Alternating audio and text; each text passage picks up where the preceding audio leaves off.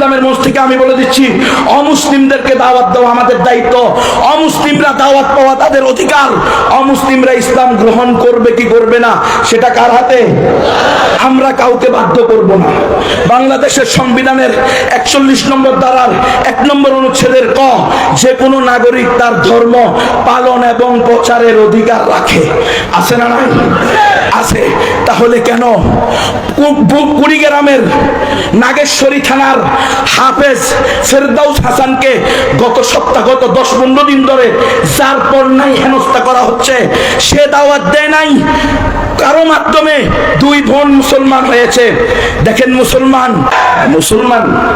কিসের মুসলমান? বেগায়রত, বেহিস, অনুভূতিহীন মুসলমান হয়ে কোনো লাভ নাই। অনুভূতি থাকতে হবে। সবাই মিলে শহীদ হব, কিন্তু তবুও মুসলমানের ইজ্জত রক্ষা করব, ইসলামের ইজ্জত রক্ষা করব, রসুলে আরবির ইজ্জত রক্ষা করব। সারা দুনিয়া শহীদ হয়ে যাবে, সারা পৃথিবী তামা হয়ে যাবে, কোন মুসলমানকে কোন কাফের অন্যায়ভাবে ধরে নিতে পারবে না।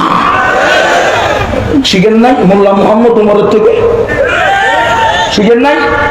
তালেবান নাম লন্ডন, হ্যাঁ, উনি দেখাইছে ওসামা বিন লাদেনকে দিয়ে দেওয়ার জন্য বহুত বড় বড় পণ্ডিতরাও গেছে, দিয়ে দেন এক ব্যক্তিকে।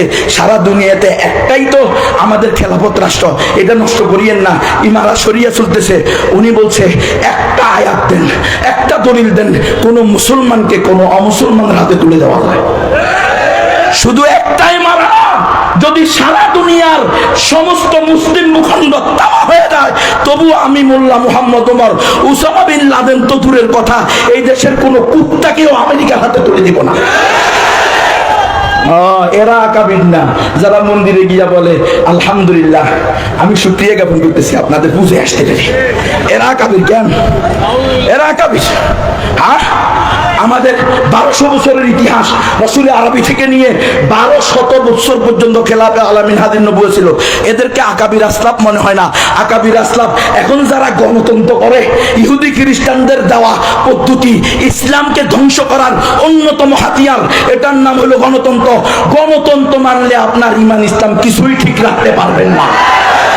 আজকে এই ফেরদাউস হাসানকে নাগেশ্বরীর সাধারণ একজন হাফেজ সাহেব, সে বড় কোনো আলেম না, তার বাড়িতে টিন ফুলে তার যে ঘেরাও আছে, বাড়ির চতুর্দিকে পর্দার জন্য যে ঘেরাও দিয়েছে, সেই টিন খুলে রাতের অন্ধকারে পুলিশ এবং উগ্র হিন্দুত্ববাদী সন্ত্রাসী ইসকনের সদস্যরা তার বাড়িতে গিয়ে তার স্ত্রীর, তার মায়ের পর্দা খুলে ফেলছে।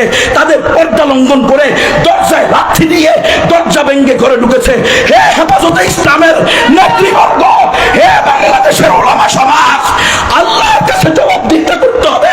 আপনাদের মনে নয় এক মুসলিম বোনের ওয়া মুরতাসিমার আহ্বানে হাজ্জাজ বিন ইউসুফ এক সিন্ধু বিষয় করেছে? আজকে কেন হাফেজ ফেরদাউসের মায়ের কান্না, হাফেজ ফেরদাউসের স্ত্রীর কান্না আপনার কর্ণভরে ঢুকে না? কেন হেফাজত ইসলাম থেকে সেখানে পদক্ষেপ নেওয়া হচ্ছে না? কেন দেশের ইসলামী উলামায়ে কেরাম যারা নিজেদেরকে মনে করেন, দাবি করেন, উম্মতকে বলেন আমরা কিছু না কিছু হলে তো করতে পারবো, তো কই করলেন? আমরা তো কিছুই করলেন। আপনাদের তো ক্ষমতা আছে, দল আছে, দেশব্যাপী আপনাদের সংগঠন আছে, তাহলে কেন আমার ভাই হাফেজ ফেরদাউস হাসানের মায়ের পর্দা লঙ্ঘন হবে? কেন তার স্ত্রীর পর্দা লঙ্ঘন হবে? কেন তার ঘরের দরজা ওই ইসকনের সদস্যরা, ওই সন্ত্রাসী পুলিশ আর ওই সন্ত্রাসী ইসকন, 2 গ্রুপ মিলে কেন অন্যায়ভাবে ঘরে ঢুকবে? সেখানে ওলামায়ে কেরামের তত্ত্বাবধানে যখন বসা হয়েছে, আমার ভাই মাওলানা আতাউর রহমান বিক্রমপুরী বহুত বড় একজন সাহসী ব্যক্তি, সব ব্যাপারে যে আমি তার সাথে একমত এমন না, কিন্তু তার এই যে সাহসিকতা, হিম্মত, এটা আমার কাছে ভালো লেগেছে।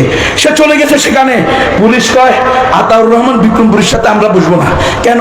কারণ আতাউর রহমান বিক্রমপুরী তো এমন ম্যাগনেট, ওই জালেমরা তার প্রশ্নের উত্তরে দিতে পারবে না। এই জন্য আতাউর রহমান বিক্রমপুরীর সাথে বসবে না। কোন সমস্যা হলো আমাদের এলাকার, আমরা দেখ ভাই, এই বেটা সমস্যা তোমাদের এলাকার মানি, মুসলমানের সমস্যা পৃথিবীর যেখানে হবে, মুসলমান শক্তি সামর্থ্য থাকলে সেখানে গিয়ে হুঙ্কার দিবে।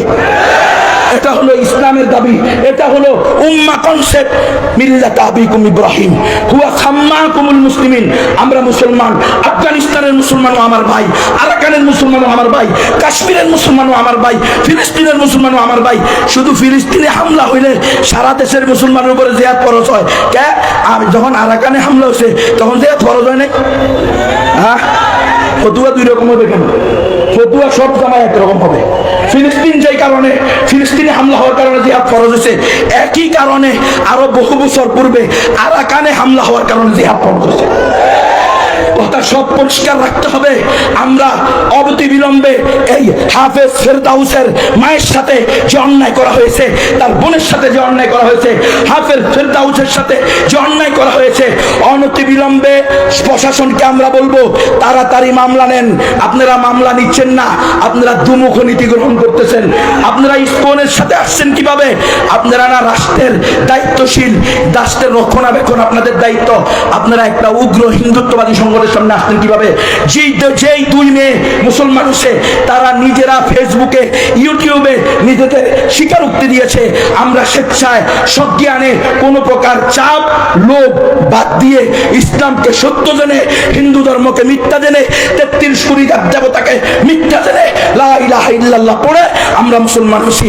তার আপন ভাইকে ফোন দিয়েছে, ভাই আমরা স্বেচ্ছায় সজ্ঞানে নিজেরা ইসলামকে সত্য জেনে মুসলমান হয়েছি, তোমরা আমাদেরকে বুঝিও না। এত স্পষ্ট জিনিস থাকার পরেও কেন পুলিশ এবং ইসকন হাফেজ ফেরদাউসের বাড়িতে যাবে? মনে রাখবেন উলামায়ে কেরাম, হেফাজতে ইসলাম, যদি আজকে আপনারা এই ব্যাপারে কথা না বলেন, কালকে আপনার স্ত্রীর পর্দা লঙ্ঘন করা হবে, আপনি কথা বলতে পারবেন না। আল্লাহ তাআলা আমাদেরকে জেনে বুঝে ইসলামের পরিপূর্ণ হকপন্থী নবীর ওয়ারিস হওয়ার তৌফিক দান করেন। আমার 15 মিনিট শেষ। ওয়া আখিরু দাওয়ানা আলহামদুলিল্লাহ।